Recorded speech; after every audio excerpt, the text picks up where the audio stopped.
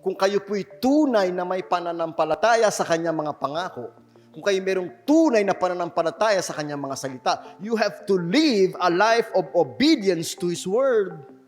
Not giving is disobedience.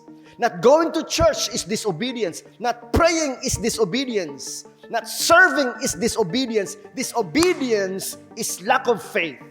Kaya po dyan sinusukat. Paano po bang sinusukat ang pananampalataya? Hindi po sa sinasabi, mga kapatid.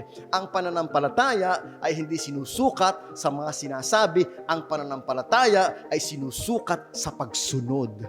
Yan po ini-emphasize ni Chairman kanina sa Sunday School. Pagsunod. Yan ang tunay na pananampalataya, pagsunod.